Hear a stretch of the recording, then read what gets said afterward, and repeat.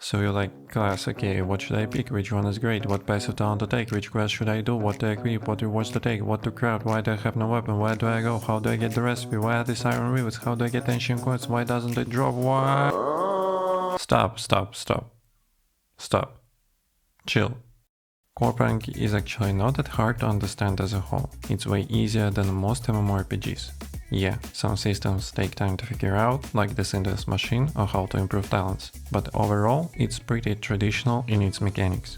And I get it, a lot of you want to be efficient with your time, you want to know what to expect in the next chapter of quests, and you don't want to miss something important while leveling, so you won't have to catch up later in the game. This is not a review of Corepunk and not an endgame overview, those are different videos. This one is a simple new hero progression guide, as straightforward as possible, so you'll have the basic knowledge, and then, once you enter the game, you can adapt everything to your own playstyle. Let's go!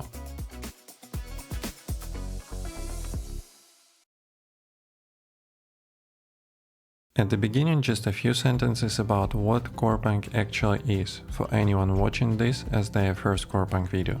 Sometimes I talk with someone and briefly mention that I'm playing Corepunk, and people usually say, "What is that? Never heard of it." I usually explain it like this. We take combat system from League of Legends or Dota, QWER skills plus auto attacks. We take the camera view from the same games like we have it in Albion Online. And we add World of Warcraft core systems. Questing, roles, tank DPS or healer, and stats like armor, magic resist, crit chance. That's Corepunk. Or even simpler, if tomorrow League of Legends was rebuilt from a MOBA into an MMORPG, it would be pretty close to what Corepunk is right now. At least, that's how I see it. Okay, now we launch the game and we see the hero creation screen. Every hero is unique in playstyle, so don't rush here. Calmly choose what suits you best. Maybe you like tanking, maybe healing, maybe range DPS, maybe you are sneaky big invisibility enjoyer. Totally your choice. There are no good or bad classes, but at the same time there are kind of are. Some classes are simply more comfortable to play because of the combat system Corepunk has. I won't go deep here, just know that in my opinion Ranger and Destroyer are the most comfortable. I also have a dedicated video on the channel that briefly covers every class, so feel free to check it after this one. And the game doesn't let you change class, at least for now, so don't hesitate to spend a bit of time here. Think, watch a guide, I even have a shaman video if you need it. We chose the hero, chose the look, chose the name, and we press enter. Congratulations, now you can expect hours of great experiences, and sometimes not great experiences you will never forget. Two NPCs meet us at the portal. Make sure you talk to one of them via right click and you'll get your first quest. You can clearly see where to go on the minimap. You can open the big map M key, open the quest tab on the right side, click the quest and you'll see the bigger picture. On your way, you'll meet a few other NPCs who will gladly give you quests. Take everything. You don't have to complete them immediately, just make sure you don't miss anything. Once we reach our first city, Goldenfield, we talk to the goblin, then we talk to Big Mama. After a few simple bring me this and that quests, our first chapter starts. Chapter 1 happens in and around Goldenfield. Talk to every NPC, and if they keep giving you quests, talk to them again. NPCs usually give you one quest at a time, but many have 2, 3, sometimes 4 quests in a row after you complete the previous one. Complete all the quests. They are not hard. Bring this, kill some mobs, gather this, craft that. Nothing extraordinary. Now, pause, a few important things. When you complete a quest, you get some guaranteed items, and then usually you can choose rewards. Some rewards are more valuable overall or better for your hero, but explaining every option would take forever. Don't worry, if you take something you won't need, you can sell it later on the marketplace and buy what you actually need once you understand the game more. Second is also about rewards. From level 1 you start getting items and recipes that you'll guaranteed need in the endgame, or if not, you can make decent profit later. So we save everything. Keep it in your backpack, and when the backpack is full, transfer it to the bank. In Goldenfield there is an NPC named Oswald for that. Equip what you get, but when you find a better artifact, unequip the old one, equip the new one, and keep the old one. Don't sell it, don't destroy it. Starting level 7 you can move way faster. There are 2 NPCs a bit south of Goldenfield. One sells hoverboards. By then you should have enough gold from quests. Buy one, right click it in your backpack and you'll get an active icon on the bottom of the screen. Check an NPC named Thorn. You can choose 2 universal skills there. If you enjoy lore, Corepunk is worth it. It's unique, modern and fun. And it's not like you have to read a million walls of text. The lore opens mostly through NPCs' dialogues, so if you are that type, enjoy. If you enjoy this kind of guide, I'll be happy to see you like and subscribe. We are moving towards 1k subs on YouTube and I'd love to have you part of it. So we keep doing quests. Eventually NPCs stop giving new ones. After certain quests we talk again with the Goblin and Big Mama and we get an invitation to speak with Mary Jane. Chapter 2 starts here. And please prepare yourself. Until quests get changed, which should happen closer to release, Chapter 2 is the most tedious one. You will run back and forth many times for no reason. You will need patience. Chapter 2 happens on the big area to the left of Goldenfield. Same concept. Bring this, kill that, gather this, grab that. Important notes here. First, unlike Chapter 1, you'll face mobs that are more comfortable to do with a group. Don't be shy, write in chat, find people.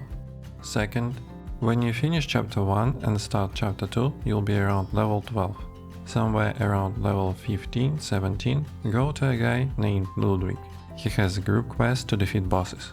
This is your first opportunity to get a tier 3 weapon, and it's a huge power spike. Not mandatory to do it immediately, but don't forget, come back later with a group. Bosses without keycards are super easy, so yeah. Passive talents are a bit complex. While leveling, just make sure you go into the Pathfinder branch and upgrade it. The other 2 branches are up to you. And we also improve talents inside our Mastery Talent tree. Tree upgrades passively as you complete quests and kill mobs, and it will matter a lot in the endgame. For now, take what you prefer. If you finish Chapter 2 and the game is still installed on your PC, I'm proud of you. You'll be around level 17, level cap is 20, so you still need 3 levels. It can feel like the game gives you no hint where to go next, but you might have missed something. After Chapter 1 you were also invited to Riverrise, the second big city. Travel there on your hoverboard. You'll see a lot of NPCs. Not every NPC has quests, but most do. And some are group quests. These quests should push you to level 20. I don't call these quests Chapter 3 because they don't feel like one storyline, unlike Chapter 1 and 2. It's more like, here's the second city, do content. And yeah, we made it, we are level 20, endgame starts. We have tier 3 artifacts and weapons, a decent amount of upgrade kits and reroll kits. We can already put together one good build for our hero. We can start doing whatever we want. We can fight bosses with keycards, hunt other players on Prison Island, chop every tree node and manipulate tree root prices on the marketplace, and gear up the whole server through the crafting and ordering system.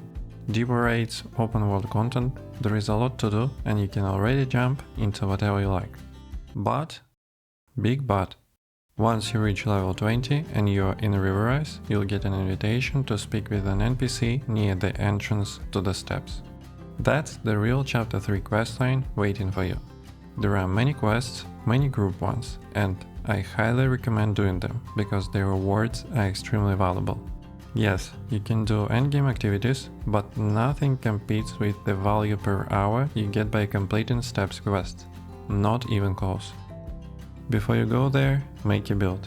Not perfect, just good enough to contribute to the team. This is where all the artifacts, weapons, recipes, chips, upgrade kits, reroll baskets you saved in your bank finally matter. Gear advice is hard because every class is different and your role preference matters. Still, a few basic tips. Make sure your passive plus mastery talents make sense for all. YouTube guides help, Discord is also great with channels for each class. Upgrade your artifacts to have secondary stats. If you are DPS or healer, roll crit chance. If you are a tank, you can skip the secondary stats step. Just stack survivability, health, armor and magic resist. Roll main stats. Try to hit great power on main stats 4 or 5 out of 5. Tier 3 weapons plus good chips. If you can get it, amazing. If not, don't panic. Not mandatory immediately. I have separate videos about each system that makes your hero stronger. Check them when you feel ready to go deeper, but don't spend too much time here. You'll have plenty of time to min-max later, so for now, let yourself play the game. Venture into the forest, my friend. Don't forget food and alchemy. Conquer lands, defeat mobs, make friends. Play the game and enjoy the process. I give you the most important information I personally know. After you finish chapter 3, like I said, you'll have a lot of things to do in the endgame, and you should choose what brings you the most joy. Review of the game, gear in deep dives, endgame activities, all of that deserves separate videos, and I'll make them when the time feels right. I've had the idea for this video for a long time, and I think the vibe is a great moment to share it with everyone. Also, thanks to the person who reassured me that this kind of video would be valuable for you. If you have ideas for future videos, feel free to suggest them on Discord or in the YouTube comments. This is how they can end up happening. That doesn't mean I'm out of ideas, it just means I want to make content you'll actually value, and since I'm not you, I can only guess. So react in whatever way feels comfortable, so I can better understand what you like, what you want to see, and what you don't want to see. If I missed anything or if something changes in future patches, check the pinned comment, I'll write important updates there. Thank you for your time, and I'll see you in the next video.